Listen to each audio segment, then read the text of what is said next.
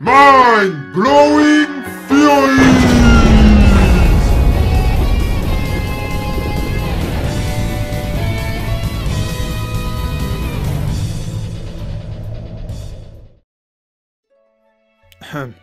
Mes amis, ici Captain Hype, et bienvenue dans ce nouvel épisode de Mind-blowing theories sur Spore.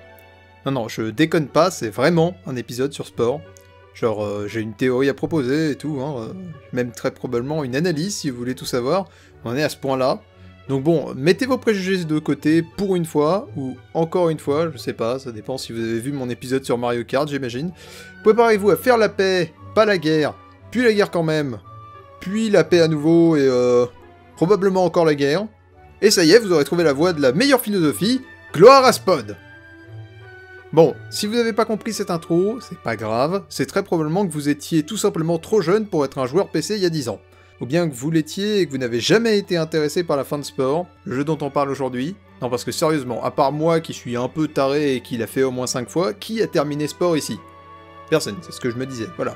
Parce que Spore a cette particularité d'être le seul jeu que non seulement tout le monde connaît, mais dont tout le monde parle avec nostalgie, alors que sérieusement, non seulement on se faisait tous chier à l'époque sur ce jeu, mais en plus en y retournant régulièrement par à coup de cette même nostalgie infondée, on se rend compte qu'on se fait toujours autant chier sur le jeu. C'est une sorte de bombe de créativité et de possibilités mal exploitées. Un jeu que tout le monde attendait à l'époque de sa sortie, qui a déçu, mais pas totalement parce qu'on se rendait compte du potentiel monstre que ça avait. Et c'est pour ça que, mettons-nous bien d'accord, très sérieusement, le moment est venu. Il nous faut un Spore 2. Non, pas Dark Spore, Spore Hero, ou je sais pas quel spin-off, et oui au passage, hein, tous ces jeux existent bel et bien, j'en étais tout autant étonné que vous. Un vrai Spore 2 qui mènerait enfin à bien les idées géniales du premier, avec les avancements faits depuis. Mais bref, je vais peut-être arrêter de faire mon petit vieux de merde qui enchaîne sur un vieux jeu pendant quelques minutes, parce que putain, qu'est-ce que c'est que Spore ? Question assez complexe en fait. C'est un jeu développé par Maxis et Will Wright, le créateur des Sims, SimCity, etc., qui a pour but de pousser au maximum la créativité en suivant l'évolution d'une espèce que vous créez dans les moindres détails. Tenez, par exemple, on peut créer des hommes bananes, les bananas.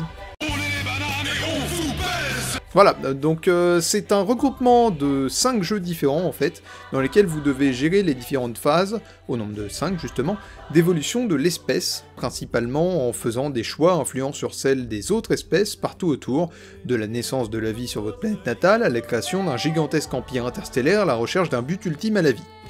Pour cela, le jeu se découpe donc, comme je viens de le dire, en 5. La phase cellule, dans laquelle vous contrôlez une petite cellule qui doit se nourrir soit de végétaux, soit d'autres cellules tuées, soit des deux. La phase créature, où votre cellule devient un animal terrestre que vous contrôlez dans sa quête de sociabilisation avec les autres espèces, en leur tapant dessus, en faisant des amis, ou en faisant les deux. La phase tribu, au sein de laquelle votre espèce apprend à maîtriser le feu, et où vous devez la gérer dans ses relations avec les autres tribus et leur culture, que ce soit en les annihilant, en faisant des alliés, ou en faisant des deux.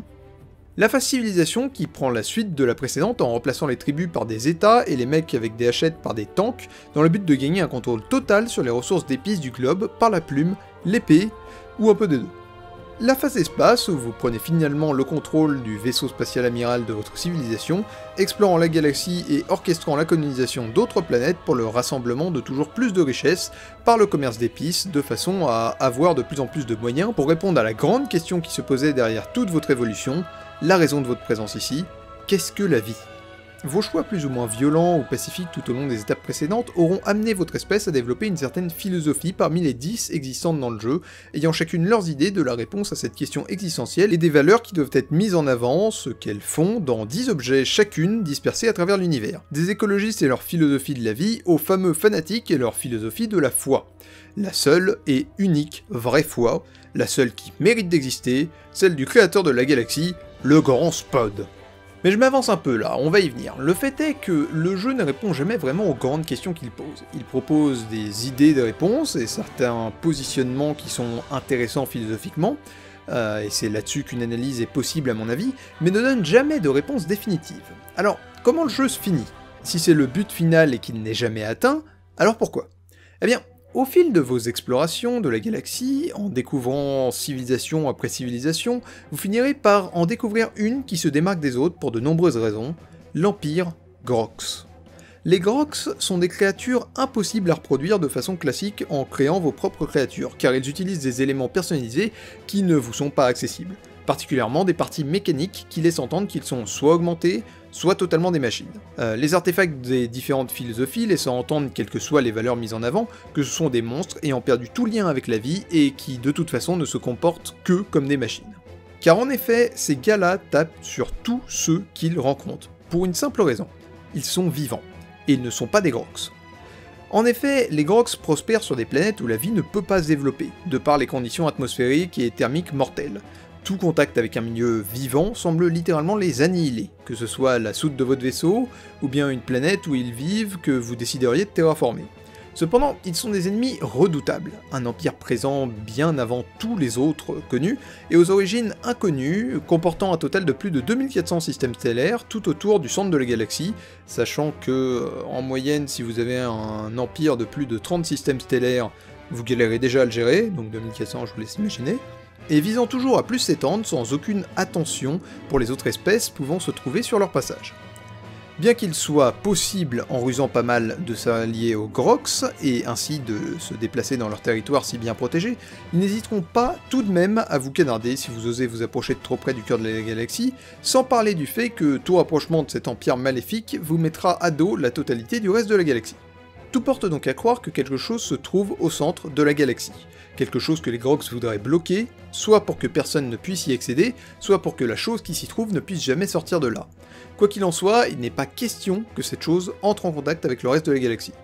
Ce mystère est ce qui mène toutes les philosophies, qui s'insurgent toutes sans exception contre les Grox, à convoiter ce qui se trouve dans le noyau galactique, à fantasmer dessus et au final à en faire leur objectif ultime, car contenant probablement la réponse définitive à cette question du but de la vie qu'elles se posent toutes.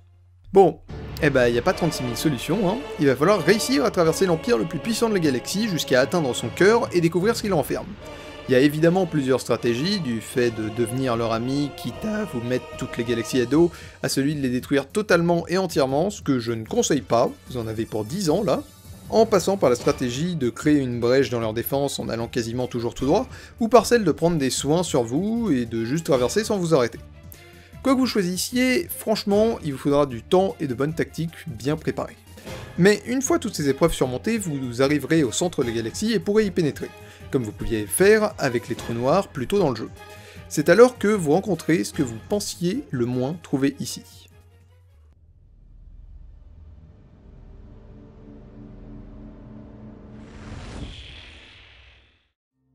Je vous salue, mon ami. Vous avez voyagé bien vite et surmonté bien des obstacles. En cours de route, vous avez croisé bien des espèces. Peu d'entre elles sont capables d'aller aussi loin que vous. Vos efforts héroïques illustrent votre mérite. Vous avez bien mérité d'accéder au prochain stade de l'existence. L'univers dans lequel vous habitez n'est qu'un seul parmi d'autres. Il en existe bien d'autres, inconnus, et pourtant bien renseignés. Vos talents créatifs ne sont pas passés inaperçus. Ils ont même eu des répercussions sur ces mondes inconnus, lesquels, réciproquement, ont enrichi le vôtre. Le moment est venu de nous rejoindre. Rejoignez-nous. Ha ha ha ha ha ha. Non, c'est une blague. C'est pour vous faire peur. Si, l'avenir, me direz-vous. Il s'annonce bien. Très bien, même. Alors, vous allez me dire, qui est cette voix mystérieuse qui sait tant de choses et qui possède autant de pouvoir? Eh bien, c'est une bonne question.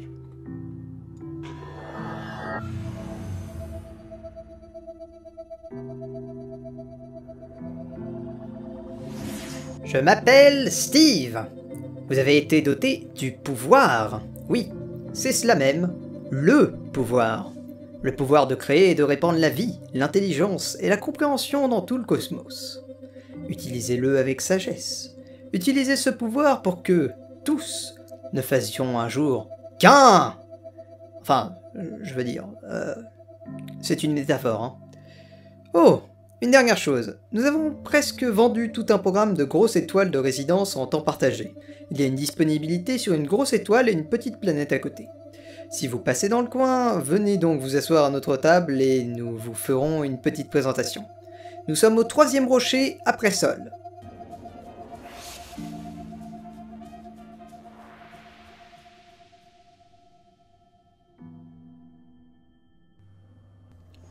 Donc oui, le seul truc qu'il y a au centre de la galaxie, la chose que les Grox cachent absolument, la réponse universelle à la vie n'est autre qu'un random dans une soucoupe qui s'appelle Steve.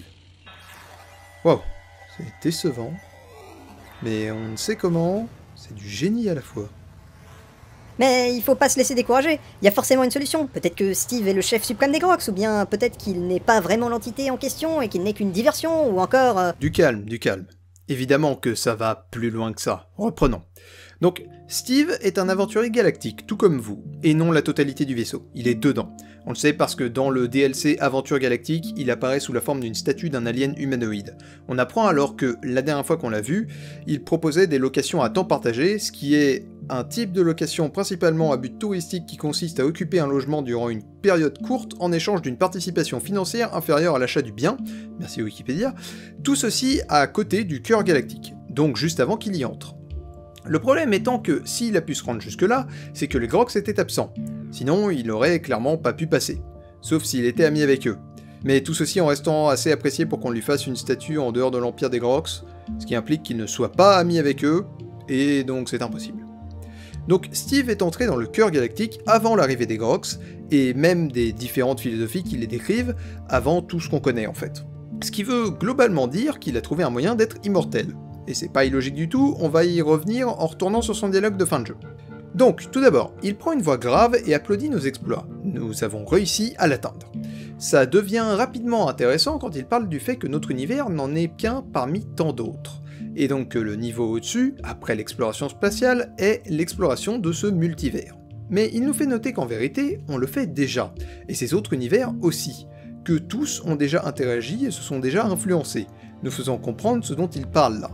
La Sportpedia, et surtout, sa fonction de partage. Parce que, voyez-vous, Spore était un jeu qui donnait une importance toute particulière à la créativité. Vous pouviez créer ce à quoi ressemblait votre cellule, puis votre créature, les habits qu'elle portait, les bâtiments qu'elle construisait, les véhicules qu'elle conduisait, et même les activités et missions auxquelles elle prenait part avec Aventure Galactique.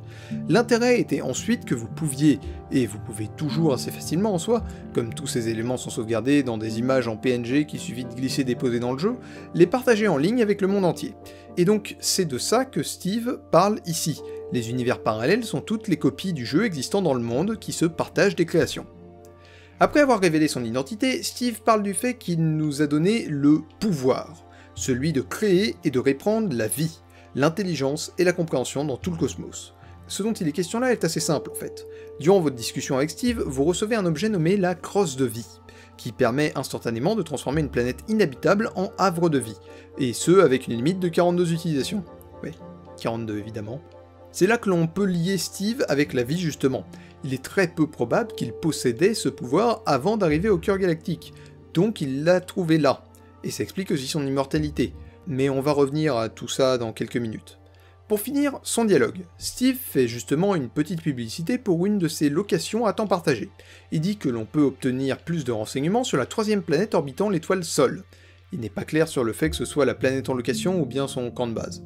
Il faut savoir que ce système stellaire est très intéressant, car il se trouve que Sol est en vérité nul autre que le Soleil, et sa 3e planète est la Terre.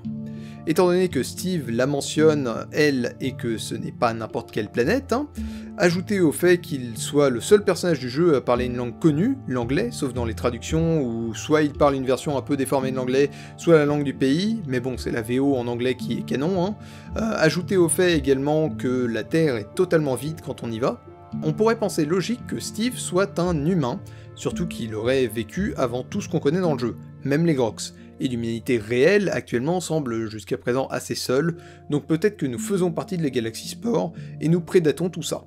Il y a juste un contre-argument majeur à tout ça, la statue de Steve qui montre qu'il serait une sorte d'oiseau humanoïde. Après, rien ne nous dit que la représentation sur la statue est exacte, mais bon, on peut pas trancher la question quoi.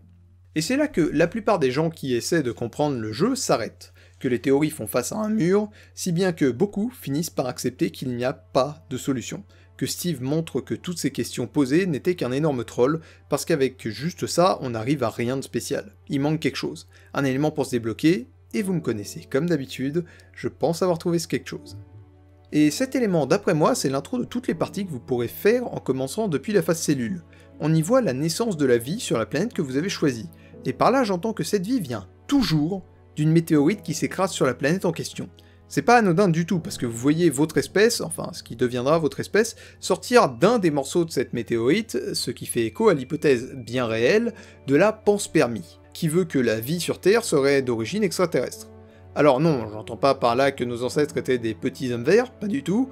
Ce que ça veut dire, c'est simplement que la vie s'est développée ailleurs, sur une autre planète, qui aurait été frappée par un corps céleste, l'impact envoyant des roches dans l'espace contenant de petites bactéries, roches qui seraient ultimement arrivées sur notre planète, la colonisant et y répandant la vie. Le fait que cette théorie s'applique à Spore prend tout particulièrement son sens dans le fait que l'on retrouve souvent les mêmes espèces partout dans la galaxie, surtout pour ce qui est des cellules, où l'on retrouve exactement toujours les mêmes espèces de cellules, toujours au même stade.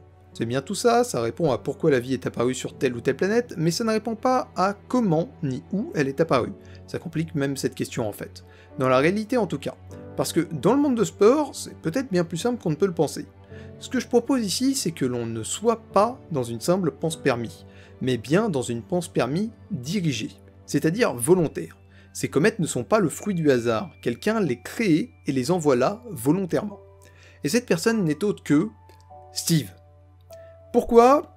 Déjà parce qu'il peut créer la vie avec la crosse de vie, comme on l'a déjà dit. À la limite, il pourrait avoir un problème pour ce qui est de créer des météorites, mais on y viendra, c'est possible aussi en fait. Ensuite, parce qu'il semble avoir de l'intérêt à le faire, nous encourageant à répandre la vie partout dans l'univers. Et pour finir, parce que clairement, ça colle avec tout le reste du jeu. Les Grox isolent Steve du reste de la galaxie. Pourquoi ? Parce qu'il s'oppose à la vie, et que lui essaie de la répandre partout, en envoyant des météorites pleines de cellules depuis sa position. Pourquoi ils vont pas se débarrasser de lui directement où il est alors ? Parce qu'ils ne peuvent pas. Comment l'expérience si on essaie d'aller voir Steve une seconde fois, ou quand il fait apparaître un portail de sortie à la suite de notre conversation avec lui, il semble être capable de maîtriser l'ouverture et la fermeture du passage menant dans le cœur galactique. Mais on y reviendra, et donc les Grox ne peuvent pas le rejoindre.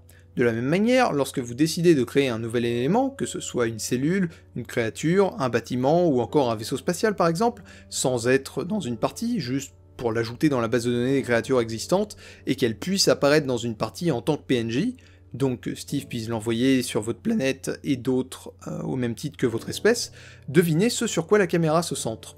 Oui, sur le cœur de la galaxie. Justement l'endroit où se trouve Steve. Eh bah, c'est parfait tout ça. On a répondu à quasiment tout ce qu'on voulait. On sait d'où vient la vie, qui est Steve, qui sont à peu près les Grox. On sait pas exactement comment ils en sont arrivés à là, mais vu qu'ils sont arrivés après Steve et qu'ils sont proches du centre de la galaxie, ce sont probablement l'une de ses premières créations qui aurait mal tourné. Ainsi, tous avaient plus ou moins raison. Les Grox gardaient bien une sorte de trésor. Ils sont totalement détachés des notions d'amusement et de ce qui est intéressant dans la vie. Ils veulent bien répandre la mort, ils font en effet cela en développant une puissance massive d'annihilation des autres. Leurs motivations sont nées de la différence entre la vie et les machines, ils agissent donc bien comme des machines sans âme protégeant les réponses à leur présence au centre de la galaxie. Ils veulent, il est vrai, détruire toutes les ressources et toutes les personnes prêtes à les échanger, et pour finir, ils s'opposent bien au concept de création. Mais le sens de la vie n'est pas la recherche d'une sorte de trésor, de divertissement, de moyens de protection de la vie elle-même, de supériorité sur le reste de la galaxie, de réponse à toutes les questions d'accès à un stade supérieur, de bonheur ou d'un dieu. Non, pas du tout. Il est clair que le sens de la vie est... Le sens de la vie est... Steve ? Attendez, il y a un truc qui cloche là. Ça veut rien dire. Steve est l'origine de la vie, mais... Quelle est l'origine de la vie de Steve ? On a vu qu'il avait un lien avec la Terre, donc probablement avec l'humanité, peut-être est-il un humain, ou un humain évolué, ou encore un oiseau évolué venu de notre planète. Ouais. Mais à ce moment-là, quelle est l'origine de la vie sur Terre ? Si ça peut pas être lui avec la panspermie cette fois-ci. Jusqu'à présent, nous avons eu une approche physique, liée au questionnement des scientifiques et des écologistes dans le jeu. Mais peut-être n'avons-nous pas regardé assez loin. Peut-être que la solution se trouve au-delà du physique, dans les écrits des chamans et des fanatiques, dans la métaphysique. Ces deux philosophies croient qu'il existe quelque chose de supérieur au monde de sport. Là où elles s'opposent, c'est sur la relation à ce stade supérieur. En effet, les chamans sont assez ouverts sur l'accession à ce stade. Ils pensent que chacun peut trouver au fond de lui un moyen de transcender l'univers et de l'atteindre. Leur vision de la religion est très orientale finalement. Pour eux, chacun renferme un grand pouvoir, et il est fort possible qu'il soit ainsi polythéiste par exemple, ne s'attardant pas sur le culte d'une seule entité, mais bien d'un état d'être. On sait par exemple que nombreux d'entre eux croient en un dieu nommé le dieu qui viendra, sans qu'on sache exactement qui c'est. En revanche, les fanatiques, eux, pensent qu'il n'existe qu'un seul être supérieur, du nom de Spod, qu'ils vénèrent et auquel ils dédient leur vie. D'après eux, Spod possède des tentacules, on l'associe ainsi à une sorte de pieuvre, ce qui va en parallèle avec le fait que la première créature créée pour Sport, la plus ancienne qu'on connaisse en tout cas, est la Debug Squid, une pieuvre à 5 tentacules. On sait également qu'il aurait eu un compagnon, qui aurait eu une forme physique. Cela prend tout son sens quand on voit que les fanatiques considèrent le centre de la galaxie comme la source du pouvoir de Spod, que les civilisations religieuses, avant la phase spatiale donc, vénèrent une divinité nommée la Source, et que le symbole de la religion de façon générale dans Sport semble être un œil. Vous ne comprenez pas encore? Regardez la galaxie tout entière. Toujours pas? Spod possède des tentacules et est associé à la Debug Squid, qui en a 5. La galaxie a 5 bras, un peu comme 5 tentacules. La source du pouvoir de Spod est au centre de la galaxie. La religion de base semble être centrée autour de cette idée de source, et son symbole est associé à un œil. L'œil d'une pieuvre se trouverait au centre des tentacules. Ça y est, je crois qu'on m'a compris là. Les bras de la galaxie sont les tentacules de Spod, le cœur de celle-ci est son œil. Spod est la divinité de la création et de la protection de la galaxie, parce qu'il est la galaxie elle-même et rien d'autre, ou du moins c'est la forme qu'il prend ici. Mais à ce moment-là, qu'est-ce que la source? Et quel est le rapport avec le dieu qui viendra des chamans? C'est plutôt facile à partir de là. La source est la source du pouvoir de Spod, son œil, c'est la source de la vie. Et le dieu qui viendra est une divinité haïe des fanatiques, qui l'appelle le faux dieu qui viendra, parce que ce serait un imposteur. Et si ce dieu était Steve? Après tout, il se trouve dans la source, il semble posséder le pouvoir dit divin, celui de la création de la vie, il est venu, entre guillemets, c'est-à-dire qu'on sait qu'il est venu au centre de la galaxie depuis l'extérieur, mais on sait également qu'il n'est pas le vrai dieu, il n'est pas Spod, car il n'a pas créé l'univers, il a été créé par quelque chose d'autre. Ce que ça veut dire, c'est que les chamans vénèrent en partie Steve, parce qu'il représente leur but de transcendance. Je ferai d'ailleurs noter que c'est exactement le nom d'achievement qu'on obtient en le rencontrant. C'est quelqu'un de normal qui a atteint la source et un pouvoir extérieur au monde. Mais les fanatiques nous disent qu'il existe encore au-dessus de lui un dieu de la galaxie tout entière qu'il aurait vraiment créé. De façon intéressante, alors qu'il le déteste, Steve est donc le dieu qui viendra, qui est probablement le compagnon de Spod que les fanatiques recherchent tant, puisque ce serait son premier serviteur. Bien, fin de la partie métaphysique. Pourquoi je vous ai parlé de tout ça? Eh bien, c'était pour vous prouver qu'il existait bel et bien un personnage supérieur à Steve. Ou du moins, c'est ce que le jeu veut nous montrer à travers les philosophies religieuses. Mais comme le disait Arthur Clarke, toute technologie suffisamment avancée est indiscernable de la magie. Et, dans notre cas, ce que les créatures de Sport ont perçu comme un pouvoir métaphysiquement divin ne pourrait être en fait qu'un être technologiquement et philosophiquement bien plus avancé. Là où je veux en venir, c'est que l'on connaît bel et bien une personne qui soit supérieure à tout ça. Et pour une fois, c'est pas le joueur, qui semble jouer le rôle du chef de l'espèce, ou bien celui de Steve quand on est en mode création. Ou bien encore de Steve tout le temps si on considère qu'il a une liaison permanente avec l'évolution des espèces.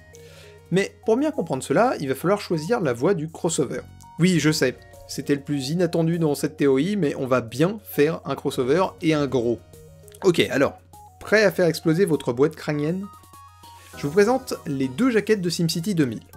Oui, vous voyez bien, c'est Steve, 15 ans avant Sport. Qu'est-ce qu'il fait là, vous me demanderez? Excellente question, on va essayer d'y répondre, mais d'abord, regardez l'intro de SimCity 2000, justement.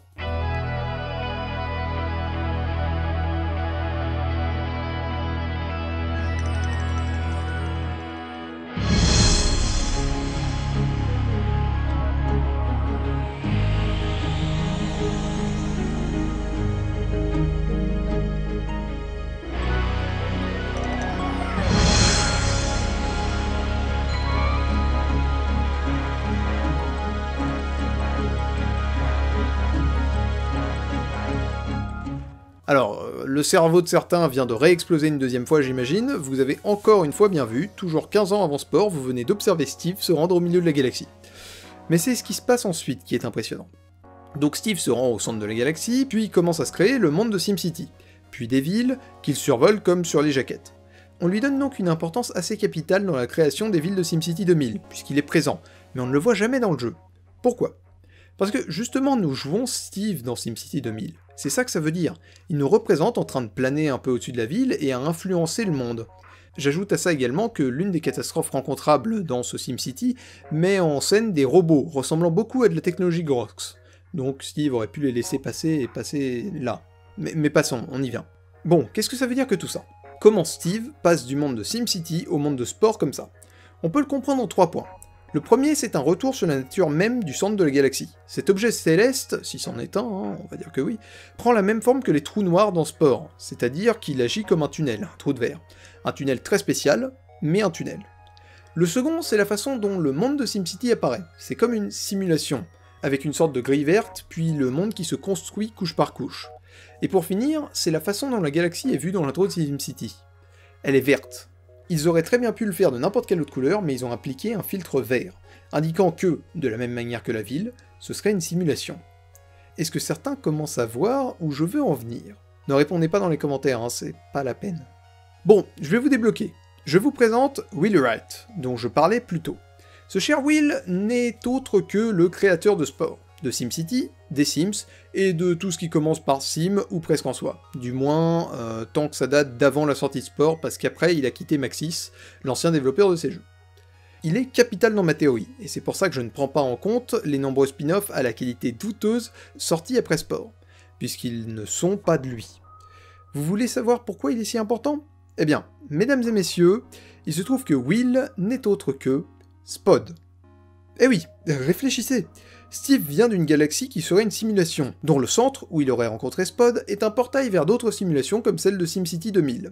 Justement, lorsque l'on fait tourner rapidement cette galaxie dans Spore, un historique veut que des photos des développeurs, ou, si vous êtes sur Spore Creators, une photo de Will sorte du centre de la galaxie, du portail vers l'extérieur donc, et descende les bras de celle-ci. Spod, le dieu et créateur, est donc à la croisée de toutes ces simulations, de tous ces Sims qu'il a créés. SimCity, les Sims, SimAnimals, Simants, etc. Mais pour finir, Sim Everything, le nom de développement de Spore.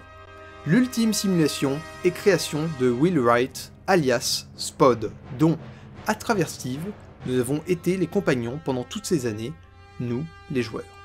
Ainsi, le monde de Spore est bien orchestré dans ce combat entre la vie et ceux qui veulent la stopper. Steve, celui qui la répand, et les Grox, ceux qui veulent l'en empêcher.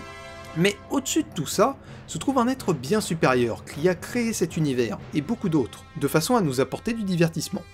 Pour reprendre le terme de mon modérateur Discord Natikata, une sorte de Maxiverse. Ainsi, le sens de la vie que recherchent tant les créatures de Spore est assez ironique. C'est ce que Will Wright a décidé que c'était, pour notre amusement. Et donc, le sens de leur vie est de chercher le sens de la vie. Une quête sans fin comme celle-ci peut sembler triste en effet, mais au final, n'ont-ils pas tous déjà décidé de ce qui leur semblait le plus important dans la vie ? N'ont-ils pas déjà trouvé le sens qu'ils voulaient donner à leur existence ? Et finalement, est-ce que ce n'est pas notre cas à nous aussi ?